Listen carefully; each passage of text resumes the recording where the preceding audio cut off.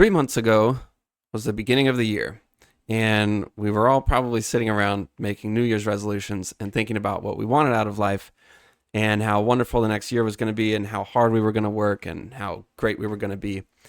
Well, we are now 3 months into that new hopeful year. And that means we're a quarter of the way through it, which is kind of hard to believe, but it's also kind of a big deal because if things aren't starting to happen right now, there's a good chance they're just not going to happen at all. So we want to take a minute and review the last 3 months of the year, try to make sure we're still sort of on track to what we're planning to do, and then maybe think about the future a little bit and course correct or, I don't know, re-examine things. And yeah, I don't know how to get right into it, but Well, 3 months is definitely outside the window of the novelty part of New Year's resolutions, right? Usually you get excited, you're going to change yourself and do all these new things, and that's never going 3 months later unless it's a legitimate change. So anything that's still happening now, that's pretty good. That we escaped, made it past the novelty window. So what did you set out to do for this 3 months, and what's still here and what fell by the wayside? well, yeah, 3 months in, it's kind of like I, I knew this episode was coming up. A week ago or something, I saw it on the calendar, and I'm thinking, oh yeah, New Year's and New Year's resolutions, and thinking about the whole year. Like it was totally out of my brain. So 3 months in, you're like a different person. But also, I can say 3 months in, I'm still adhering to the plan I had. Everything, honestly, in terms of schedule and how I'm going about my time, dealing with distractions and all of that stuff, I don't think I would change much at all. I'm I'm a little bit flexible, and I guess we can just kind of jump into the real quick, simple, obvious stuff. But like, I've been a little flexible, but I've been pretty consistent with getting up at the same time every day, going to bed at a good time. So I'm sort of in this, I don't know, pretty good rhythm as far as like schedule goes. I'm keeping up with exercising and working out. I haven't really been using my phone too much or using my computer at all. I mean, everything's sort of working pretty well. I mean, I've had plenty of frustration or, difficulty with certain like projects or things that I'm doing, but in terms of schedule and day to day, I I don't know if I'd change much. I feel like I'm squeezing the most out of my time that I can, and it feels pretty good. I've struck a good balance, and I've been able to keep that for like 3 months. So Nice. yeah, And yeah. elephant in the room, or Oh yeah. less metaphorical, white giant squid in Here, the room. Yeah, let's see it. actually, the name of the painting is the White Elephant, so it's kind of funny that you said. Oh, nice. Didn't know that. Oh, you can't really see it, but whatever. I mean, I said like 8 months ago that if I finished the painting, I would put it up in the back. So well, and 1 or 2 months ago, you said at the end of 3 months, I'm showing it no matter what because it has to end. yeah, I said I was going to finish it by the March 31st, or I was going to burn it. So Right. I Yeah. chose to finish it instead. But we can talk about that a little bit later. All right. All right. But I want to hear about your 3 months. Just kind of, big picture, you know. Yeah. Well, to my right, you can see nothing because I have nothing to show. Right. So mine is not quite so dramatic. Uh, but okay, to cover the basic stuff, I mostly my entire goal for this 3 months was the basic stuff. I'll talk about my project that's the parallel project to what you're doing, my software stuff. Uh, and that has been going really well. But the basic stuff was pretty hard for me. And just to kind of quickly sketch out some issues that I've been dealing with and really trying to solve in the past few months. Um, how do I put this? You used to skateboard, right? Mm-hmm. You remember if you ever, went on a long downhill or something, you could get the speed wobbles sometimes, Yes. where for anyone who hasn't experienced the terror of speed wobbles, it's when the skateboard starts to oscillate back and forth. It's like these uncontrollable zigzags, and eventually it'll just get out of control and you fall. Um, but I felt like a lot of the things in my life that I do suffer from the speed wobbles. And what I mean is that, I've been somebody who does fitness stuff for a long time. Running is new, but the lifting is pretty established. But always I would get really sucked into it. I would work really hard, and then I would kind of like swing the other way. And sometimes it was like this very gradual wobble of 3 months on, 3 months off, that kind of thing. Sometimes it was really quick where I go really hard for a week and then I stop. And just inevitably, I think this is kind of related to the Waluigi effect. But almost everything I would do, I get really into it, put too much effort into it usually, and then it would like swing the other way and then back and then back. And this was happening. This happens for the stuff we've talked about, like the phone usage, where I would go for a week or two without really messing with the phone much at all. Other than what I needed it for, it's just on the desk, and I'm pretty clear-headed and doing what I need to. But then I would kind of swing back, and then 2 weeks of like, I'm using the phone all the time, and I'm like laying in bed on the phone doing pointless stuff. This was happening with the wake up thing, where I would be getting up, doing great, waking up, and then it would go back. I don't know. So this was like the main thing that I really wanted to solve. And at the start of the 3 months, I wasn't even positive. I hadn't even like crystallized the idea this way. It was more like, I'm still struggling with stuff. I don't really know what's happening. And then over the course of trying to work it out, it's like, I think it's this oscillation. This is really the problem. It keeps swinging back and forth. So I kind of broke things up into 3 month chunks. And for January, the only thing I was concerned with was the getting up on time thing.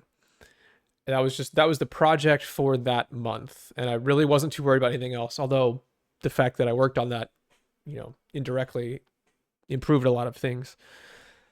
And we've talked so much about this before that I don't want to go super into it, but basically, I have really begun to understand the incredible value of the environment that you're in.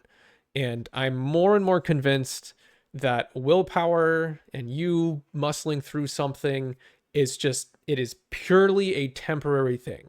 Like that may work for a week or two, but it will not work for 3 months. Maybe other people are different, but for me and this human body, that's not it. It does not work for a longer time span. So I'm purely at the mercy of just the environment around me.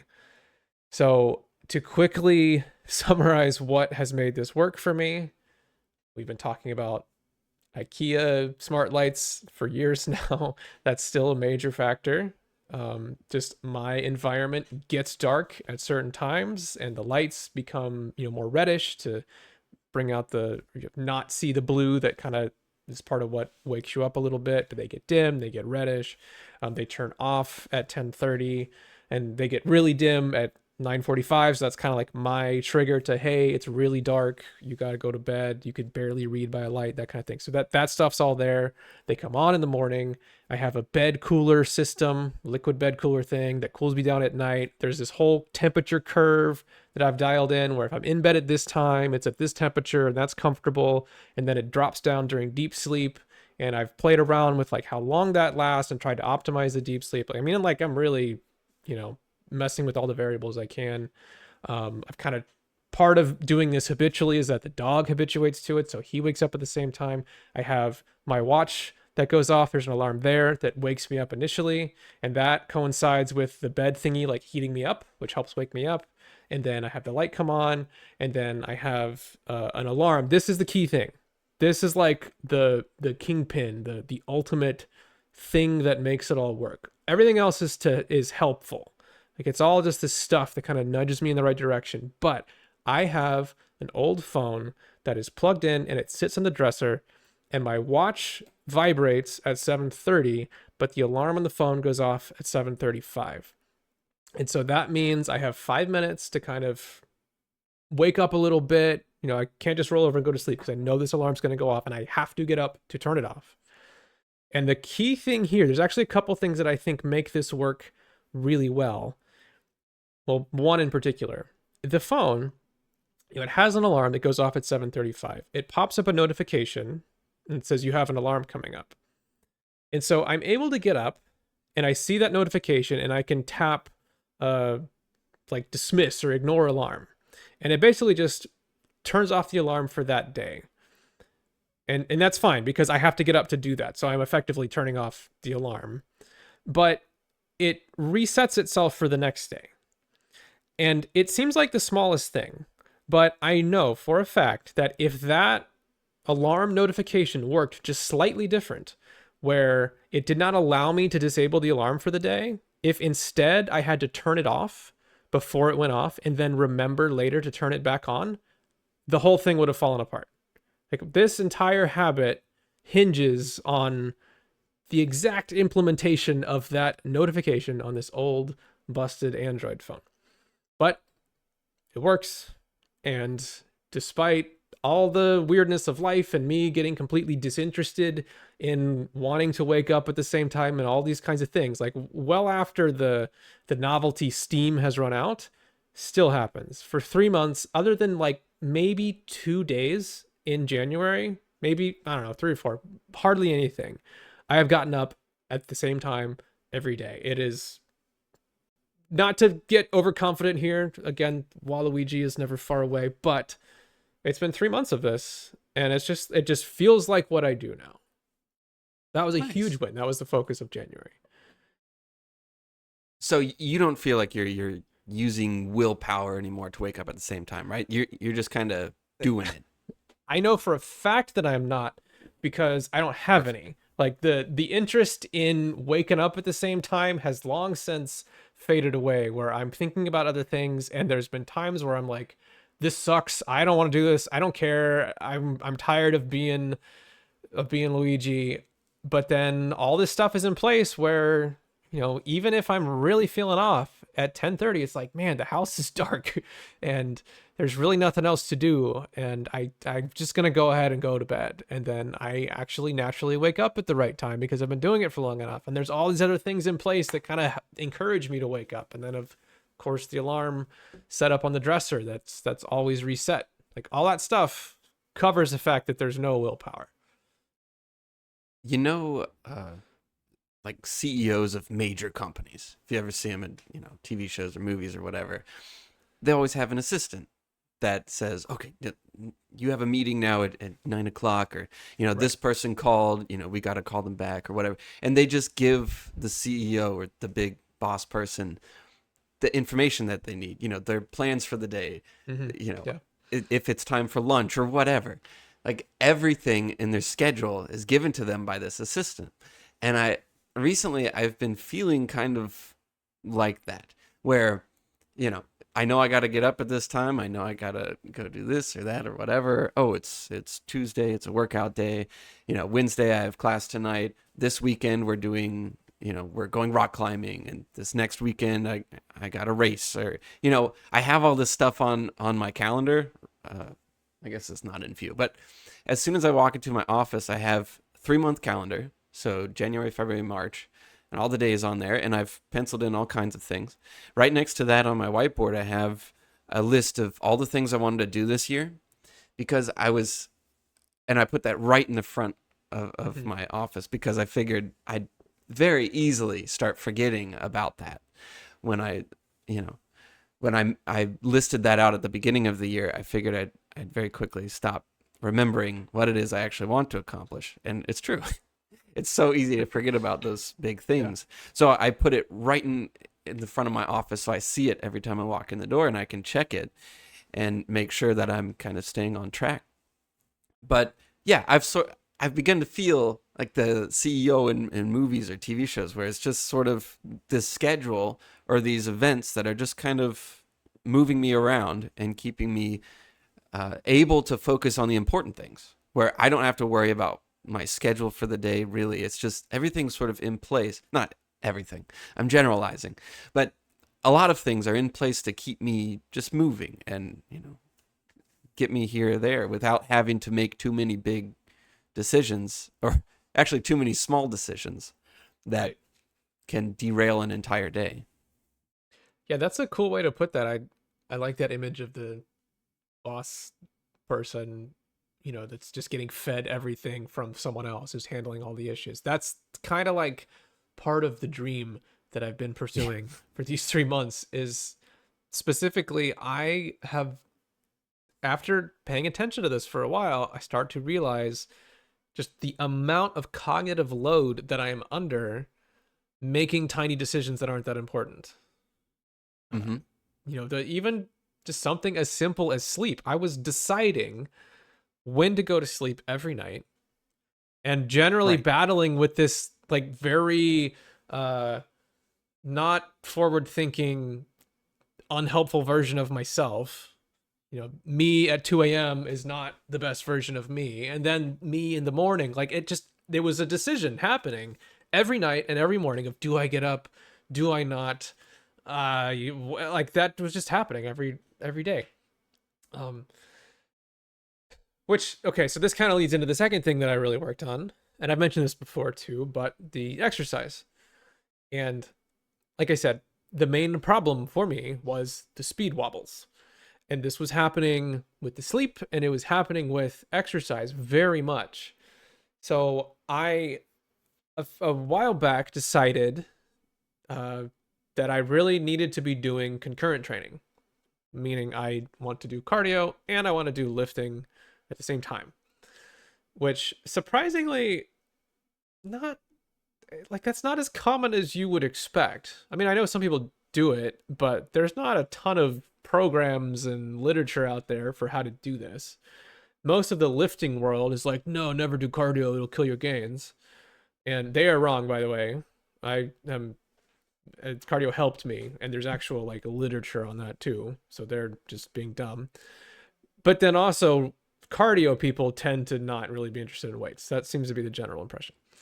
Um, I'm That's a massive generalization. I know there's tons of exceptions, but that was kind of like, it's just Just hard to find. dodge the health talk, okay? Okay, all right. Otherwise, you'll spend the rest of the episode doing disclaimers. Like, You're right. just Yeah, as soon as you say health, like just that word is controversial. Okay, whatever. I wanted to do concurrent training. Never done it before. And so I set up a program for myself that I thought made sense, and I want to do running on some days and then lifting on other days, and then certain days I'm going to double up, or I'll run in the morning and lift in the evening and whatever. So I had this plan and it really did not look all that ambitious. To me, I'm thinking, this will be hard, but it should be fine. Uh and I would try to do it. And I think the best I ever managed in the several months that I was really working on this was maybe a week, where I would do everything I had laid out for a week. And by the end of the week, I'm just fried. I mean, not just, oh, I'm tired, but I can see it. I can observe it with my heart rate variability on the watch and all that stuff. Like I just would sleep terribly and just be totally fried.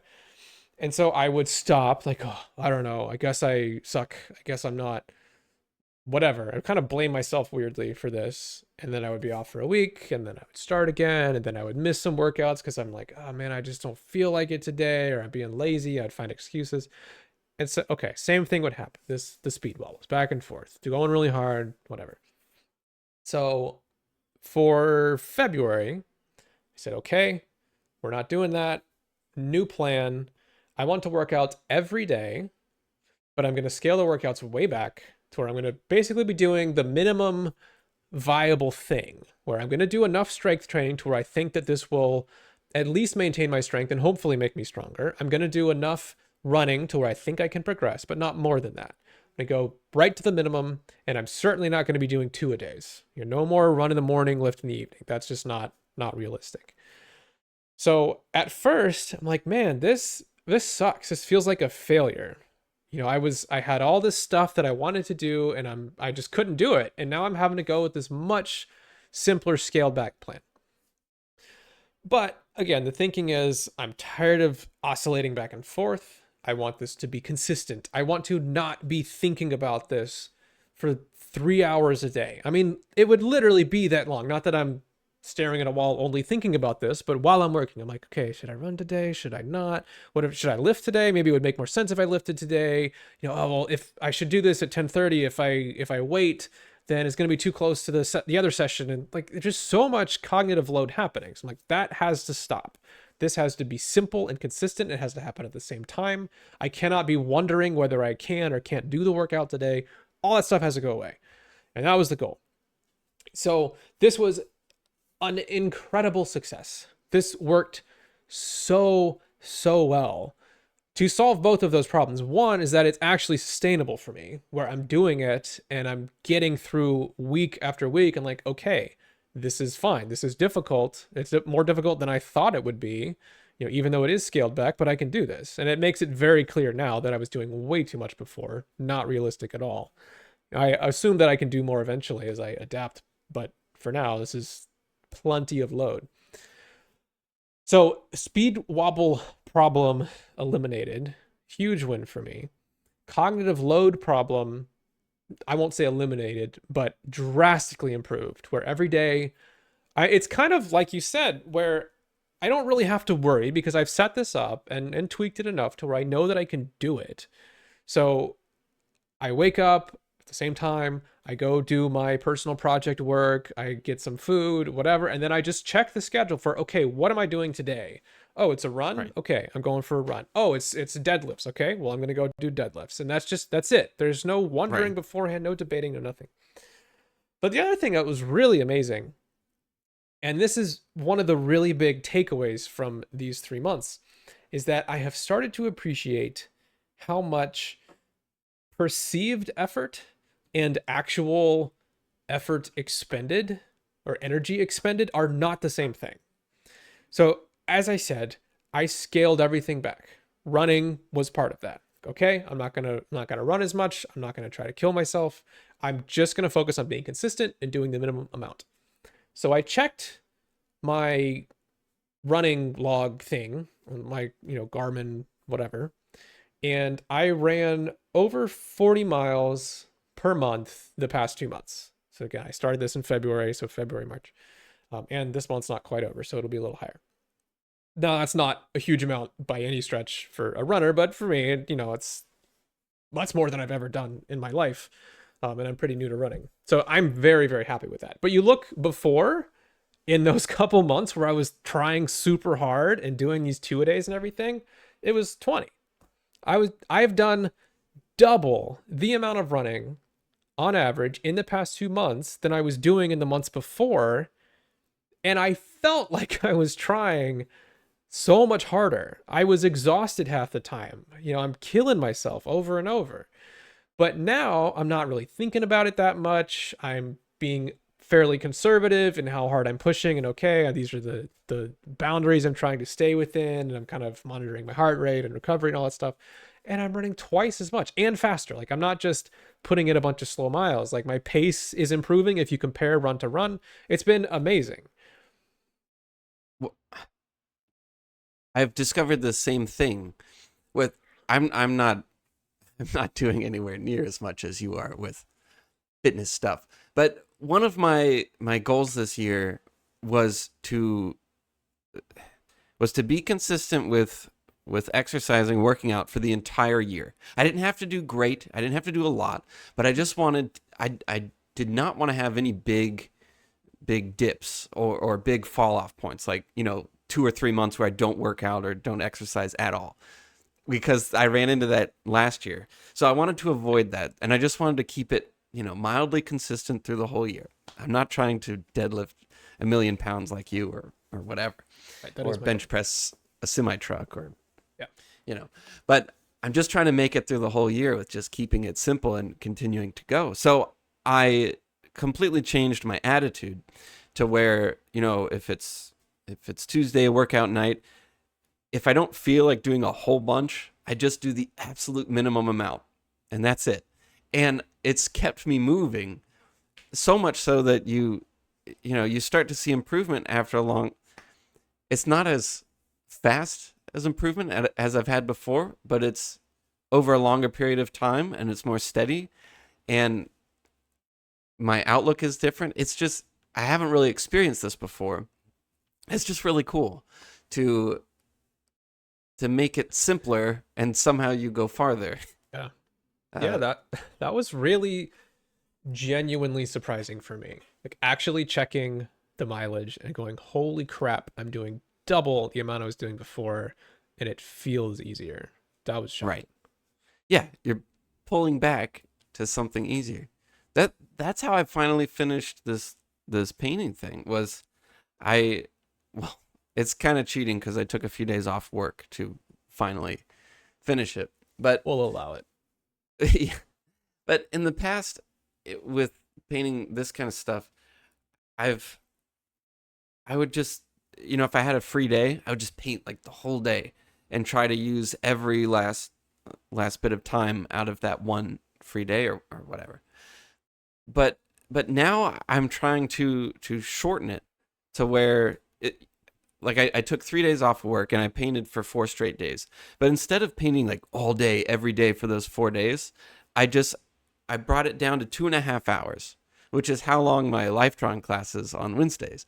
And I wanted to sort of simulate that feeling Yeah. of, okay, you put on the timer for 25 minutes, you kind of stick to that, and then at the end of 2.5 hours, you just walk away, and that's it. Like whatever you got done that day, that's all you have, and then you do it again the next day. And by doing smaller chunks, I'm able to mentally handle it way better, and it feels easier. I still have energy left over to go do other things, and pull away from it. And yeah, I really like that mentality.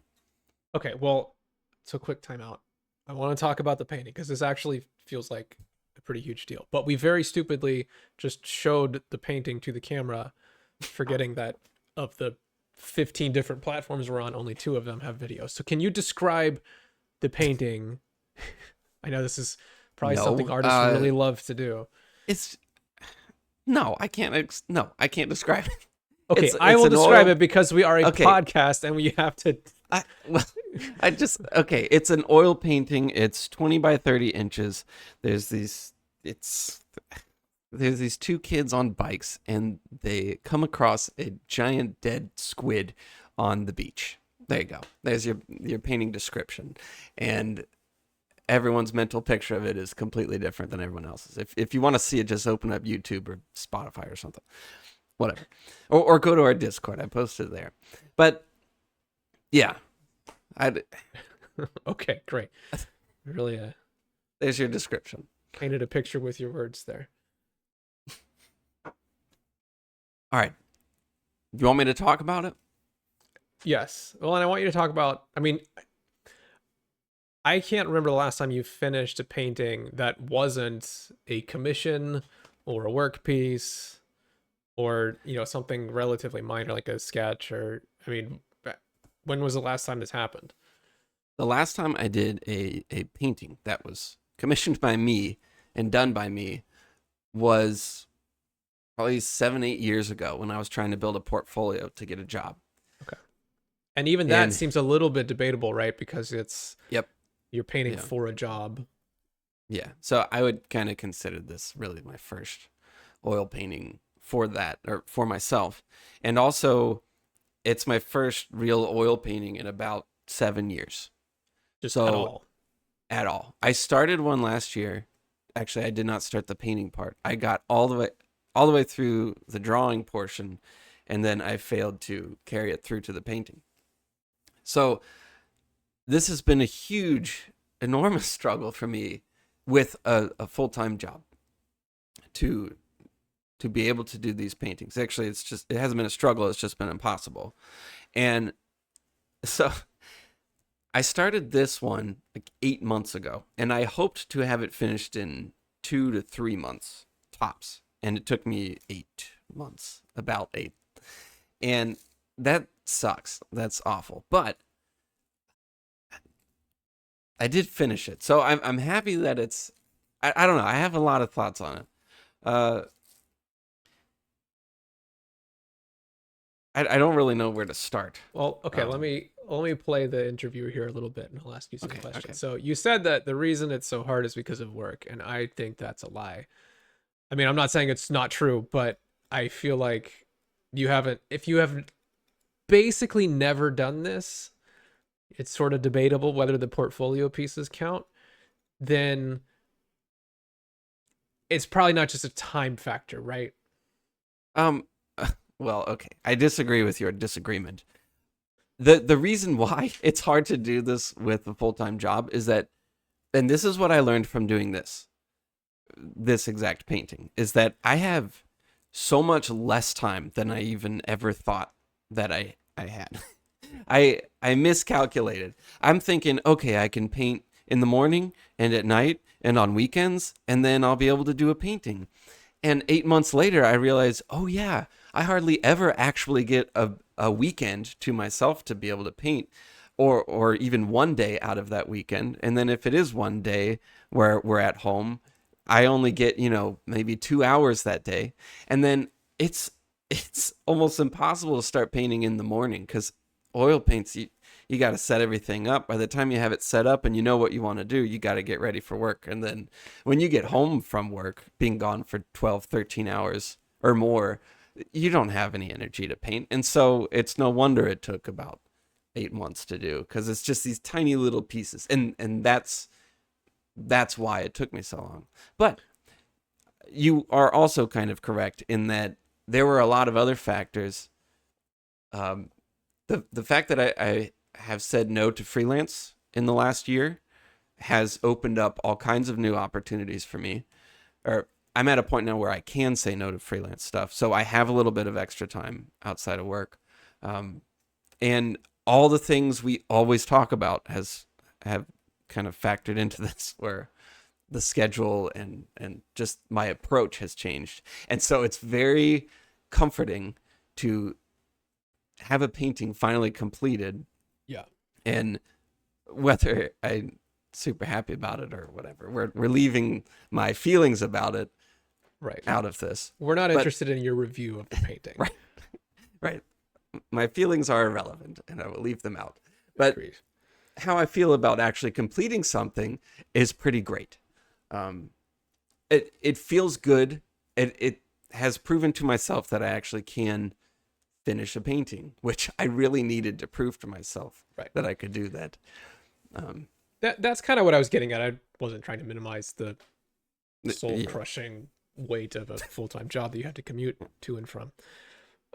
But the milestone here I think is pretty massive, and it helps to remember for me that we talk a lot about this stuff that is really mundane, like waking up at a like the same time every day. That doesn't get more boring than that. Exercise every day, right? Like that stuff is super lame, but one of the things that I think we both have really started to appreciate is this, to use James Clear's idea here, the aggregation of marginal gains.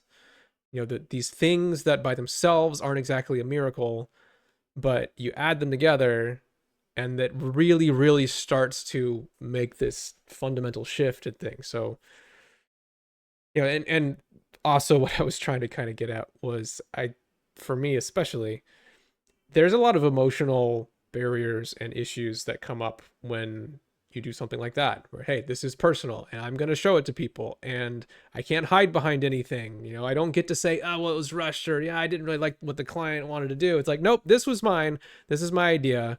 This is me. If it sucks, then I suck. That's just right. Like there's no shield there anymore. And that's very difficult. And it's one thing for just that moment of, okay, here, but that's something you have to struggle with every time you sit down to do that. Like there's constantly that thing in your head, and I'm just very impressed and happy that you hit this milestone, because I think it's hard to understate how big of a deal that is. Again, you haven't. This is a first. This actually is a So first. yeah. Uh, so I took off a couple of days and I'm working on it. And, I'm thinking, okay, I told them if I didn't finish it, I was going to burn it. And if I burn it, then I got to do another 8 months before I can even maybe possibly finish a different one. So, Yeah. I'm working hard to finish this thing, but it's, you know, you well, painting has its own difficulties where you get frustrated with stuff and you can't see it clearly anymore and whatever. All that stuff aside, I start nearing it. My new goal was to finish it before this episode, which meant doing a lot of stuff, which meant I had to finish it like yesterday and allow it to dry so I could just quickly varnish it so I could then remove the tape so I could then show it on here. It's still kind of wet. Uh, but And but I that said was that my we goal. had to record on Saturday instead of Sunday, so I screwed you Yes. over out of a day. Yeah. You did. And it made me work a little bit faster. But the thing was, is just on the subject of it being difficult. So, I'm working on it for like the last 4 days. And, the first day, it's tough. The second day, it's hard, but I can start to see the end coming. And then the third day, um, like halfway through, I'm like, I'm almost done with it. And it starts to feel incredible. And I'm thinking, oh my God, I finished it. It looks amazing. I'm awesome. And I finished a painting. And that means I can finish 100 more paintings. And then I can have a lot of paintings. And this is great and wonderful. And then I kept feeling great about it. And then at some point, it just, you look at it again and you think, oh my God, what have I done? Like, what am I? Who am I? Why did I do this? What's going on? And it flipped. It just totally flipped. And you just feel this embarrassment like wash over you, and you think, I have to show this to people? What? No, just burn it.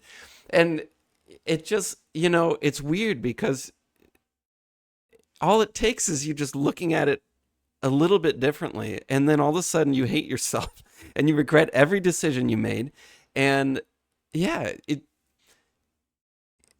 I hardly slept that night because I just felt awful about it.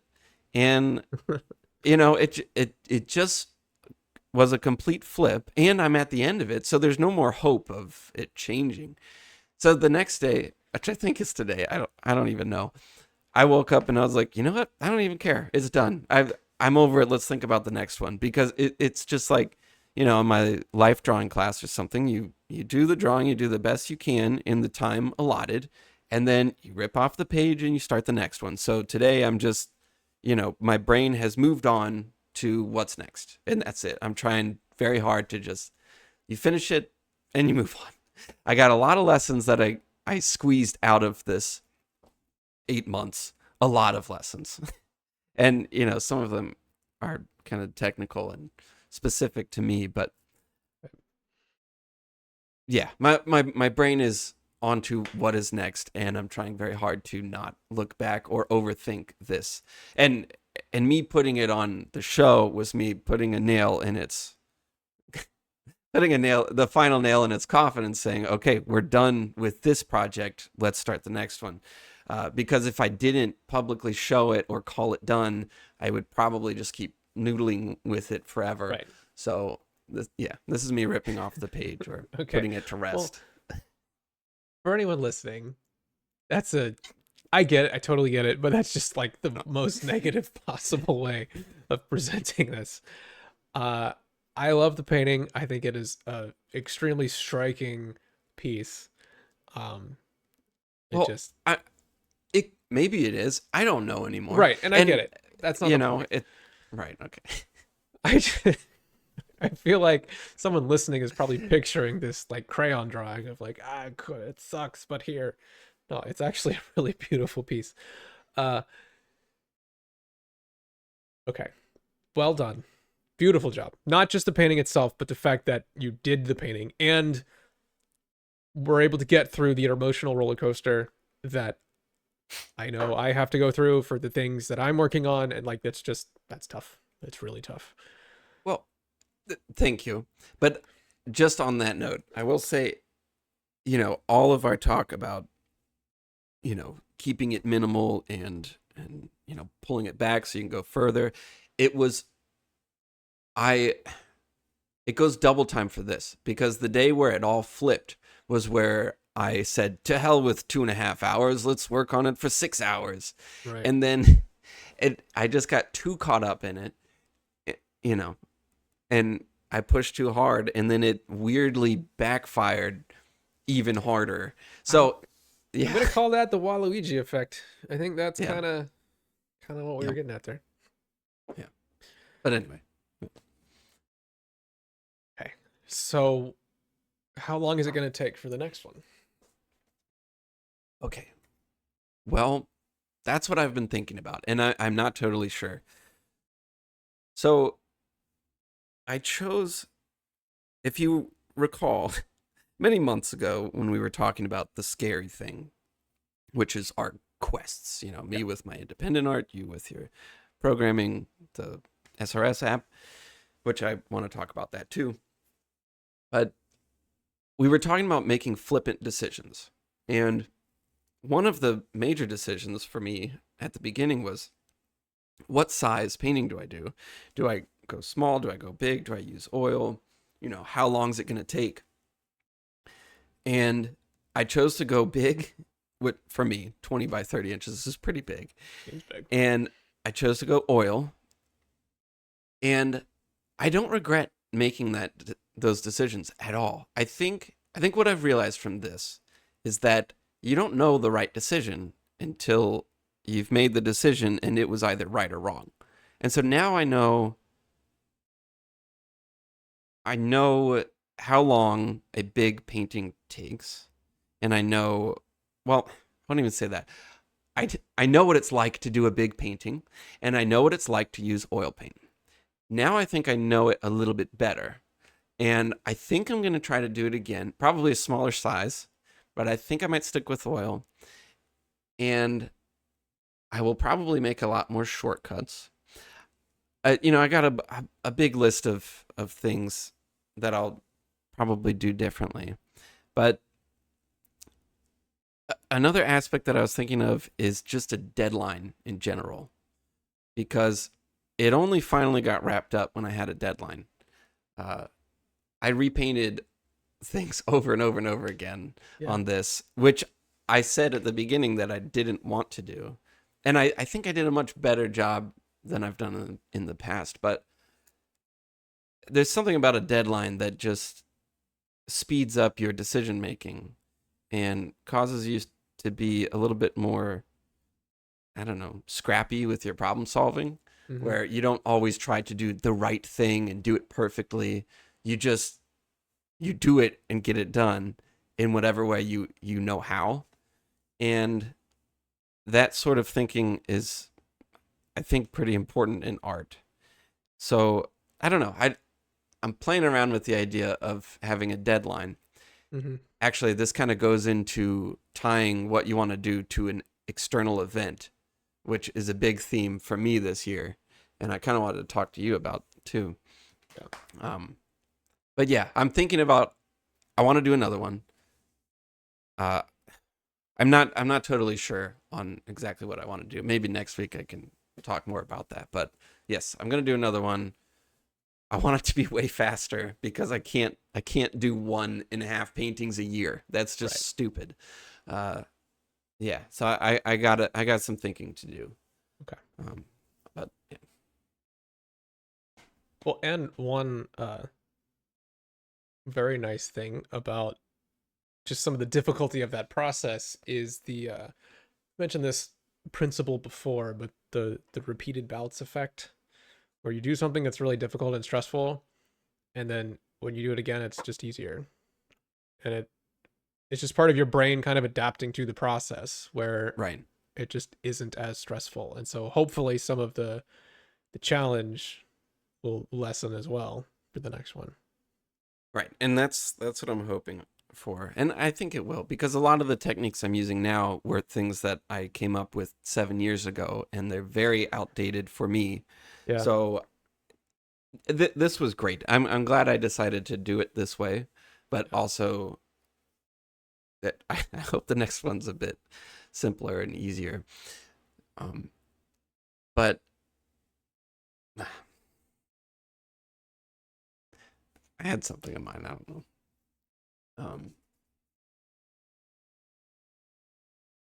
Oh, I was gonna say.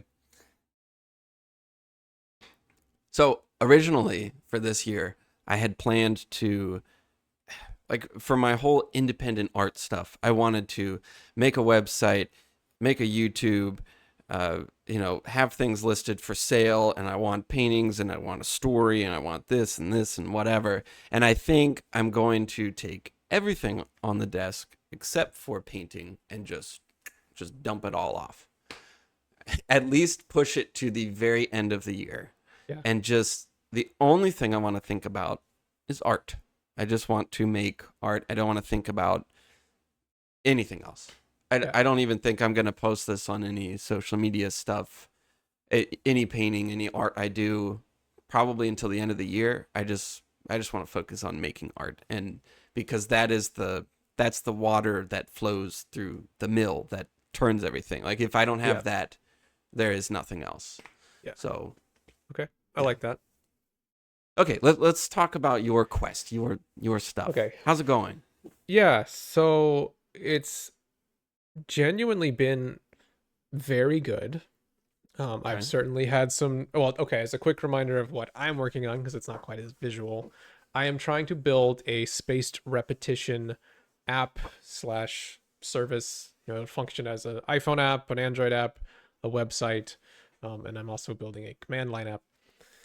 And it's to do spaced repetition stuff, so it's similar to Anki. And I'm trying to build it in a way that I want it to be built. There's no point in just trying to build yet another one. I have really strong feelings about what is lacking from the current crop of spaced repetition services and everything. So there's these really particular things that I just really want to build into it, and I'm trying to use it myself all the time. Like, I have just developed this huge reliance and appreciation for spaced repetition, so I'm using it every day and trying to make me really happy. So same thing, this is a project that I want to make public, and that whole thing, and it's a huge effort. Just especially the way I've decided to do this. In some sense, I've made it a little bit hard on myself. But okay, so I hit a major milestone this month, which is one of the fundamental things that I think is lacking in, or just needs to be worked on, is that most people I've talked to who use spaced repetition or have tried it, whatever, Anki and Neuracache and all the others, the biggest complaint, the biggest problem they run into is that they don't do it. The nature of spaced repetition is that you can make currently, yep. Right, yeah. I'm in that boat. Yeah, Exhibit A, I think. I'm not even sure if I'd still be doing it if I wasn't working on that program every day. That's the problem with it, is that, you can make all the cards you want, you can throw a bunch of stuff in there, but you have to actually review it. That's the entire idea. And the nature of spaced repetition is that you don't have to necessarily do it every day, but you can't just forget about it for 2 months and then binge it. It's not like a TV show. Because it only gets harder. Like, it just snowballs. Yeah. Where you have more and more cards, and if you forget a few days, it gets harder and harder to get back into it. And it works less well. Like, the idea is that you're trying to have to recall a piece of information at the optimal time, but you can come up with whatever algorithm you want to just select the perfect moment for you to see this piece of information. But if the person that you're trying to deliver this to is not paying attention and they're not going to look at it for weeks, then who cares? Who cares if you got it down to the exact minute they were just about to forget if they just aren't doing it? That's the biggest problem with spaced repetition. So one of the things I thought about early on was I wanted it to, or part of trying to solve that problem, there's a lot of things that go into trying to make that better. There's no single solution. But the thing that I managed to do this month, or finished a few days ago, was this idea where the app will send you a notification. Like reminder seems obvious, right? But it'll send you a notification in the form of one of your questions, where you just see it on your phone, and it's designed to try and select shorter, kind of easier questions out of your library that are up for review. But it sends you a notification, and you see it, and then you can just respond via the notification itself. So it has little buttons in the bottom, like little text buttons, and you can press on like show the answer, and it'll like update the notification with the answer on it, and then you can say how well you did.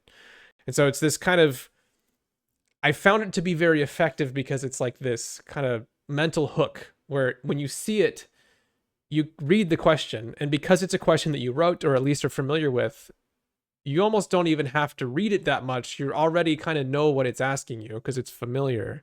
And so it almost instinctually, without you even voluntarily going through the effort, it kind of causes you to think about the answer. And so it almost seems silly to dismiss it rather than just go ahead and answer it because it's right there. It's just, one little thing.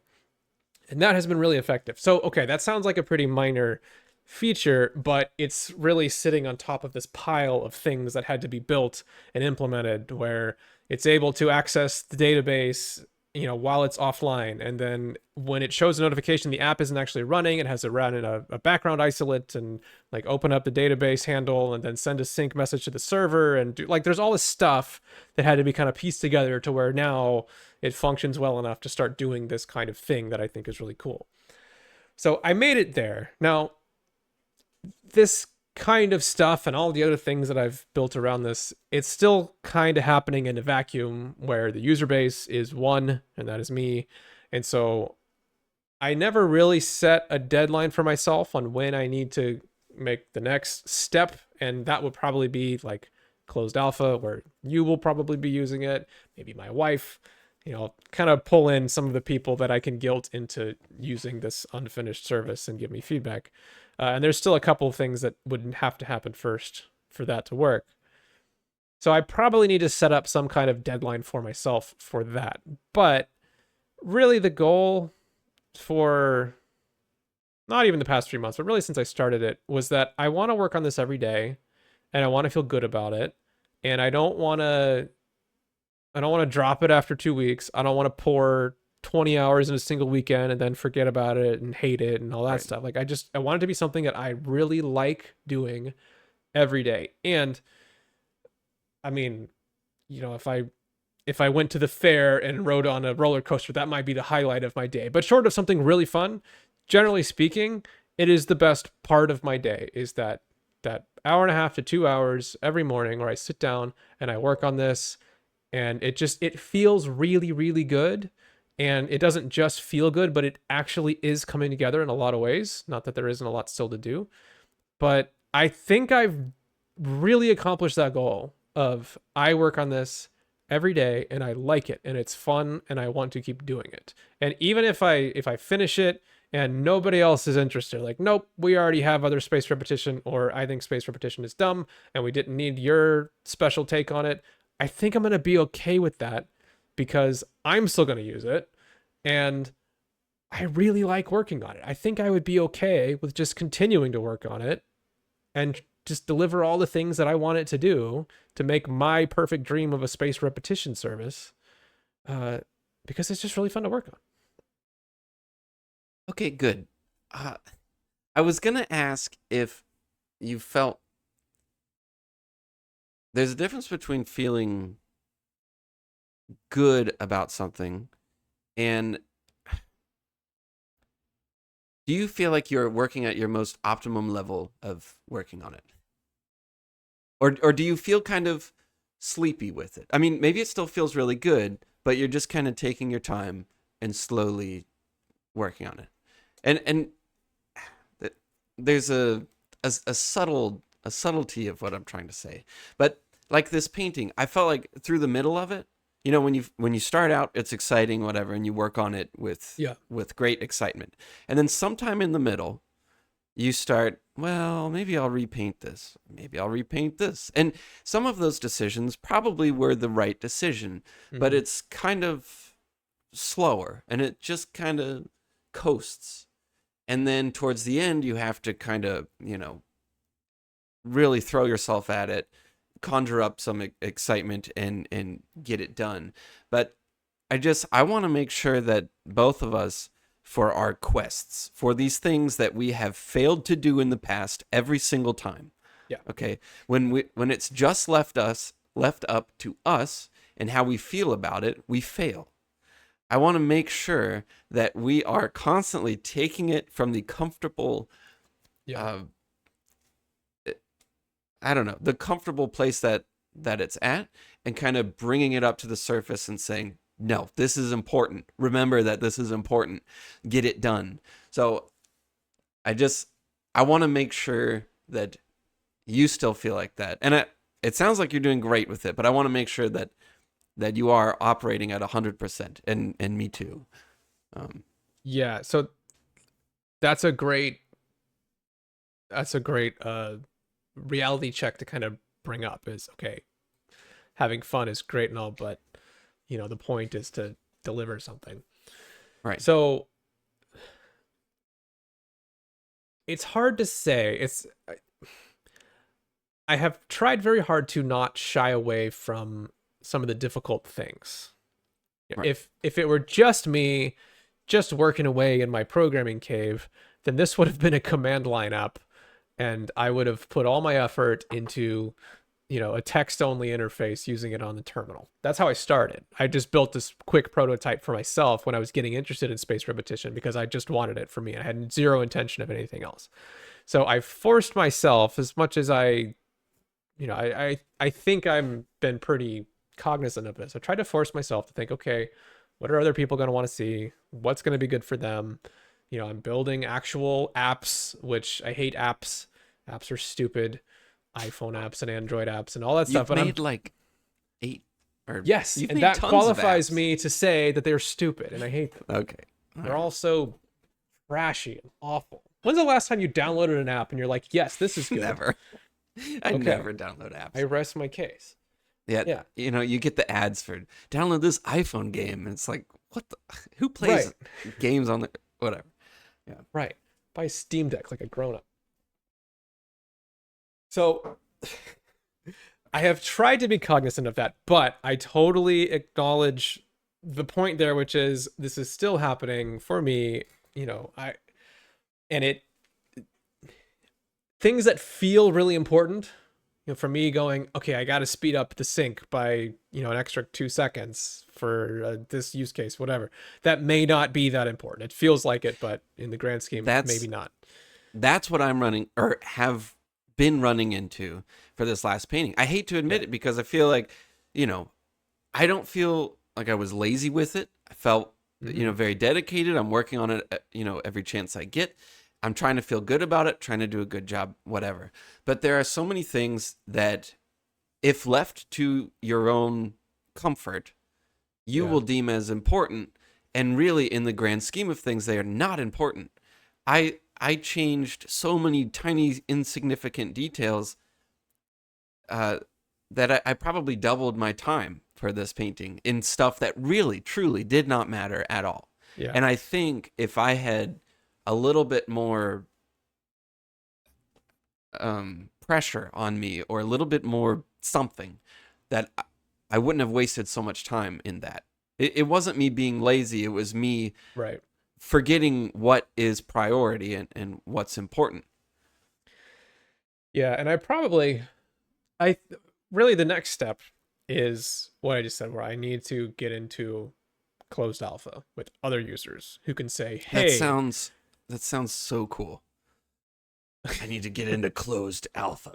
It just, I don't know. It well, just sounds that's so a cool. word that programmers made up to sound cool. And what it really means is that I'm going to con my family members into using a broken app, and I'm not going to pay them, but they're going to do testing for me. That's what, That should have that should have been our podcast name. Closed alpha. yeah, well, Okay. nobody would be allowed in. Um, so I think My first major goal was accomplished with this, which is it is sustainable, it is fun. I do not feel like I'm on an emotional roller coaster like I have in the past. And it's been going on for a long time. This is not 2 weeks. I probably started around when you did. Um, and then if you count the prototyping I was doing, which wasn't intended to be part of it, but it did turn out that way, it goes back even farther than that. Anyway, first goal accomplished. This is fun. I like it. I am happy to do this every day. It's really, really enjoyable for me. But I think probably the second phase that I really need to start thinking about is okay, without letting go of that, I don't want to destroy that or weaken that feeling of I like this, I'm doing it. Right. But getting into that second phase of all right, let's start really thinking about what's important here, what gets done, and a big part of that would I probably need to set a deadline for closed alpha, and then uh, once I'm there, then there's the pressure of okay, other people are using it, and I want them to keep using it, and they are going to complain about the things that are missing, the big obvious stuff that I never even thought about. So Right. that should give some external pressure, like you said. Remember when we were the I guess at the beginning of the year when we were talking about starting this 3 month thing, we were talking about the college campus with, you know, they don't pave the roads or they don't pave the paths until the students have walked from campus to campus or whatever. And then they find the natural paths and then they pave them. We were talking about that. Yeah.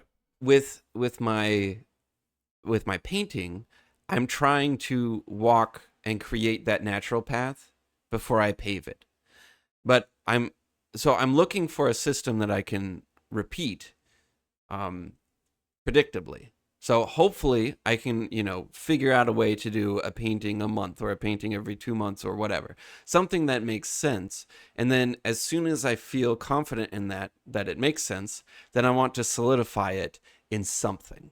Whether it's a Patreon or some kind of thing that gives me this external pressure to finish it. And I feel like you have to go there. You almost have to do that or it will fall apart because I can't just keep this sort of self-contained. It has to Right. loop in some kind of external force in order to keep me going. That's the only way that I've kept doing anything in my life. It's the only reason I keep going to work is because I have to. The only reason I do anything is because I'm signed up for it or, Mm-hmm. it's me connected to an external force and that's how it continues on. So that's what I'm looking for. And I wonder what that would look like for you. I mean, in some way we have this, but I don't think it's quite concrete enough or directed too much at the specific things that we're doing right now. So I I wonder, I feel like you would need that also. I feel like you also need something like that. I just don't know what that looks like. To me, I think mine is almost more straightforward than yours. Like you're making art and trying to figure out how to connect that to the outside world and show it to people is not necessarily straightforward. For me, Yeah. I'm building a thing that is very much designed to be used by other people. And You're right. As soon as you do it, it literally goes straight to right, market. Goes right. out there. Yeah. And it's not at the point like I'm not realistically going to be making this public. Not not right now, but Yeah. getting into like closed alpha and then maybe a small beta or whatever, uh, that very immediately connects me to other people, and it's You're right. You're right. so that's just how that would have to go. Okay. Well, problem solved. Yeah. Are we talking about the next 3 months, or is that a different thing? I think we aren't, right?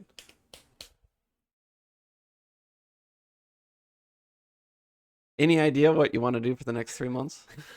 Well, Or, or, so or I haven't figured it out yet, but I know that is what I just finished this painting today. It's done with. I I kind of spent some time cleaning up after myself, but now I'm at a point where I get to start thinking about the next step. So yeah. that's what I'm going to be spending the next week doing is just thinking about what do I do next? And then hopefully just jumping right into it without too much hesitation. Right. Well, actually, okay. Let me jump back a little bit.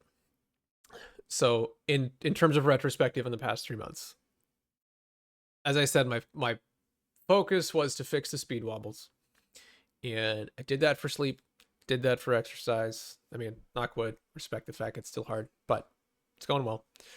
The 3rd month block, I was really trying to focus on the modern age of distraction type problems, the phone usage and getting sucked into technology and feeling distracted all the time, that kind of stuff. I won't rehash it too much, but this is still the 3rd month was the least successful month, I think, out of all three, and that it's been improving, but it's still a bit of a struggle. And so I think I might need a little bit of a redo on that month there. The What original is it plan. exactly? What are you struggling with? Well, okay, I wake up, do my stuff, go to the coffee shop, sit down, work on my project, and that's amazing. I feel fantastic.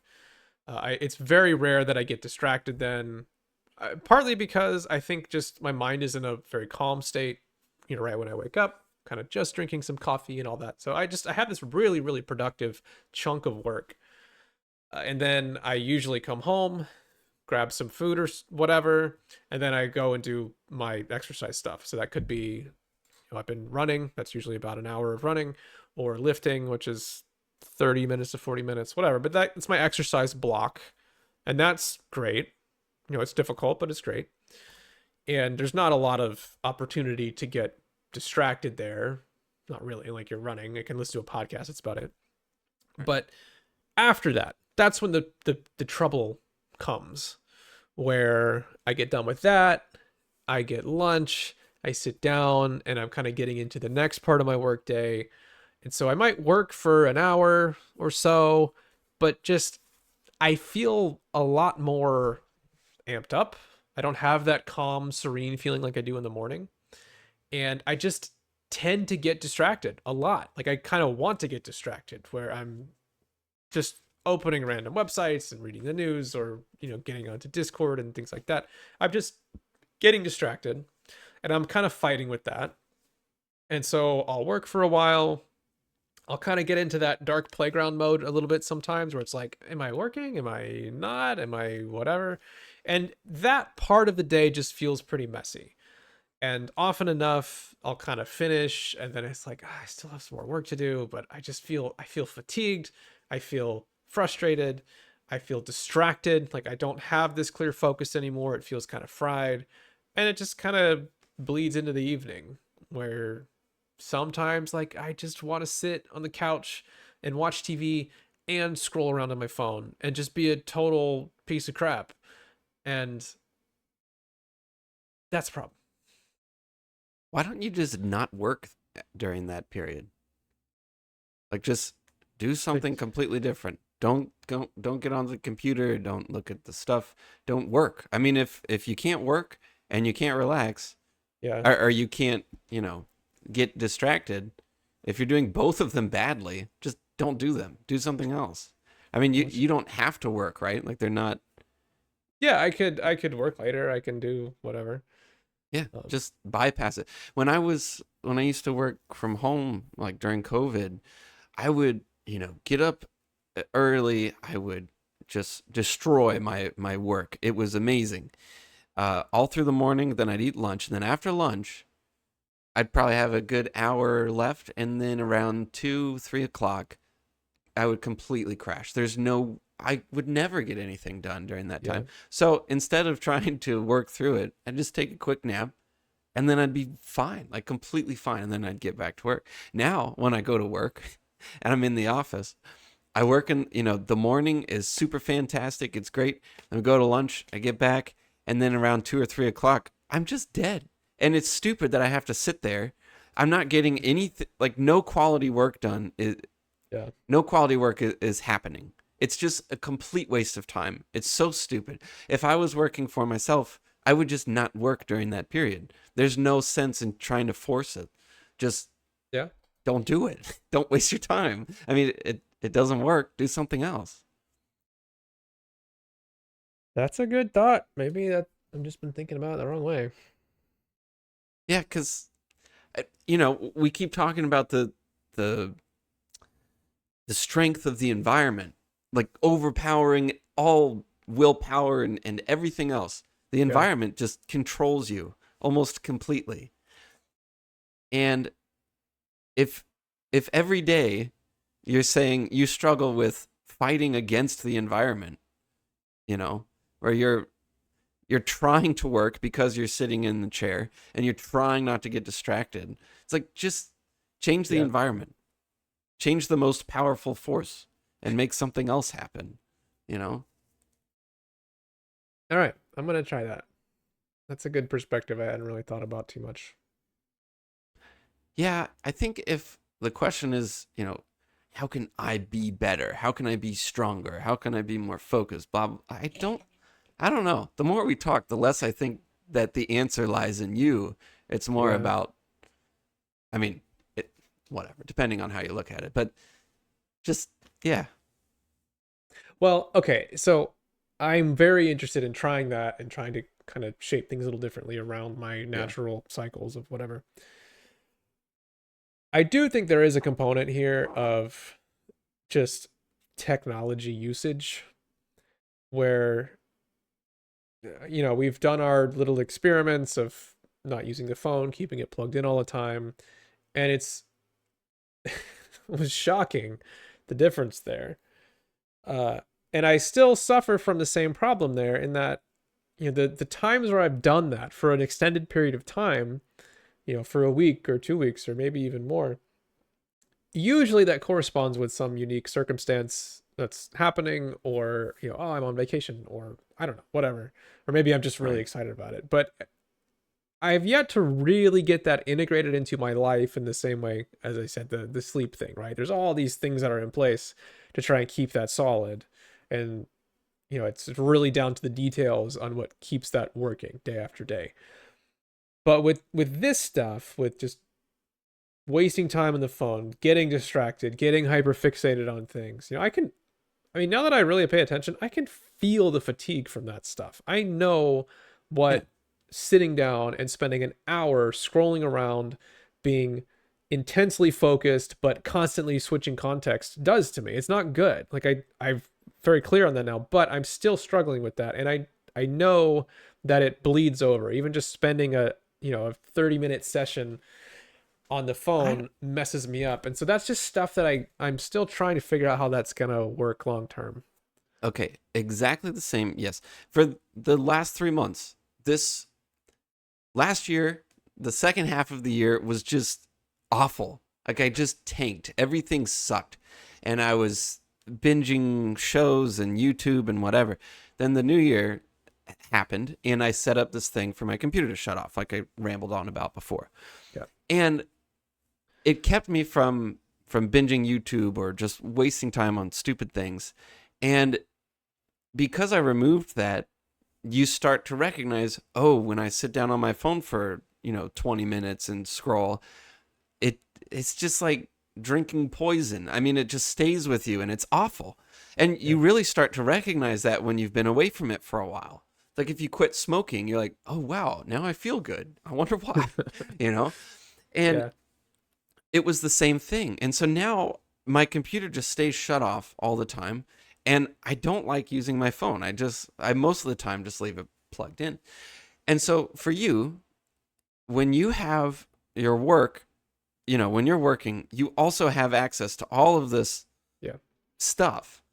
And I think you need to think bigger. I mean, because this is clearly a big problem for you, right? You keep running into this. I think you need to think bigger. Like, two computers, one where you only have things that are work related, the strip it down to the essentials of only things you need, and then another computer that's set up in the middle of the house or something where you can't get lost in, like, it has to be a very, or maybe locked away somewhere in a closet, but somewhere where you specifically have to decide to go use that computer. The way mine works right now is that I have to turn it on, wait for it to boot up, type in my password before I can even use it to do anything. So really what ends up happening is I never use it. Yeah. I never want to. It's never worth it to me. it allows me to think clearly. But if I'm left open to this very easy, I touch it and I'm in and I can do anything, then Yeah. I always lose that fight. So I wonder if you can, like, be creative with your solution here, Yeah. because clearly the simple ones aren't working. The typical, oh, just be better about it or set a timer here or there or whatever, like it doesn't work. You always fall back to default. So I think you need to think about a bigger environment change. Yeah. Yeah. That's probably pretty spot on. What's kind of funny to me about that, like you talk about how your computer shuts off, and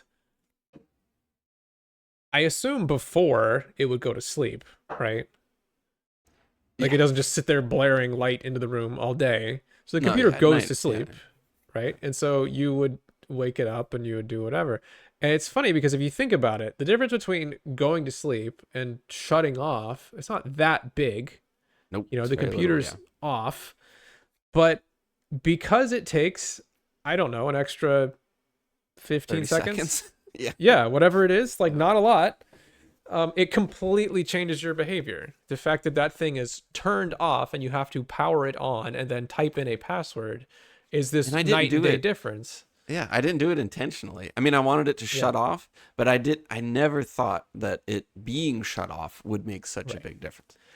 And same Yeah. thing, like I said, with that alarm that sits in my dresser, the fact that I don't turn off the alarm, I disable it for that day, made all the Hmm. difference in the world because I'm never having to rely on myself coming back later to turn it back on, which would eventually fall off, no matter, like, no question. Right. I'm just still so shocked by some of the things that have such a huge effect on us. They feel so utterly trivial, and we don't assign a lot of value to that. Like, are we? It doesn't feel like a big deal, Right. but it is. It affects us hugely. That's just kind of a side tangent Well, point, but this is kind of related, but also a side tangent. If you go back to when I was saying that, um, I felt really great about my painting, and then all of a sudden I felt absolutely awful, and it just totally flipped, and it was terrible. And then, I start having the thoughts of, and I had been feeling really great, up until this moment. And you start having thoughts of, okay, I am too old to be able to do the types of things I want to do. I can't learn these things. There's mm-hmm. something actually wrong with me. And you start feeling so unique in your suffering.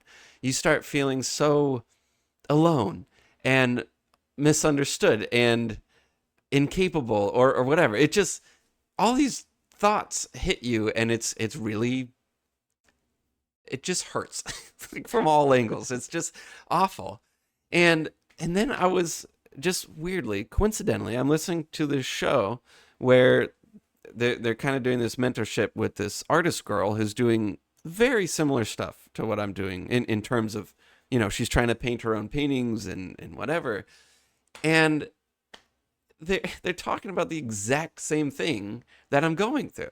He's like, the mentor guy, he's like, yeah, you, after this one, you probably felt like you're the only one that, feels that way, or you can't paint, or you forget how to paint. Yeah, that kind of thing happens to me all the time. And, you question everything. And then I'm thinking, okay, so it was weird because that very small incidental thing Mm-hmm. changed my whole perspective, because after that, I'm thinking, oh, okay, I'm not alone. I'm not as unique in my suffering as I thought I was. And then just the fact that I heard that I related to it, it was, Mm-hmm. oh, okay, let's just move on. Let's just keep moving because that's what they do and it works for them. So let's just continue on. Forget about the giant crisis and just move on. So it's just this weird little thing. It's like, oh, And that happened in another human. I'll be fine. Let's move on. right. And imagine in a parallel universe where somehow you're listening to some video and it's some story about this guy who's like, oh yeah, I struggle with this, and then that's when I realized I had dementia, and it was all Right, downhill right, from there. yes, Right? Like it could have been a completely different narrative, and it could right. have destroyed you, and it's just this utterly trivial thing. It is weird. It just, little things can make a huge difference. Yeah. And I know we have to draw this down to a point Yeah. because it's time to go. So, uh on top of those things, one of the things that I'm really appreciating, and this really was the focus of these 3 months, was um, how those little things really do, like, you do get to control some of those, and we have identified some kind of surprising things that seem to have a huge effect. Like you said, you've been noticing this tremendous change and benefit from simply having your computer shut off instead of go to sleep at a certain time. And that winds up affecting you hugely, on top of other things too, right? Same for Right. me, where I'm starting to recognize these seemingly tiny things, the way my alarm works, and, the fact that the dog likes to wake up at this time, and all that stuff is adding up to these huge changes. And so I'm going to move into a new phase of setting new goals and external motivations, stuff like that. But I do want to continue to focus and work on these tiny things that seem to make a huge difference added together. Right. I I had another thing I want to talk about, but we only got 2 minutes, so probably wrap it up. Okay, we'll end on that little teaser. Maybe you can save it for next time. All right, cool. Well, anyone else out there, let us know how your 3 months went and maybe what you want to do for the next.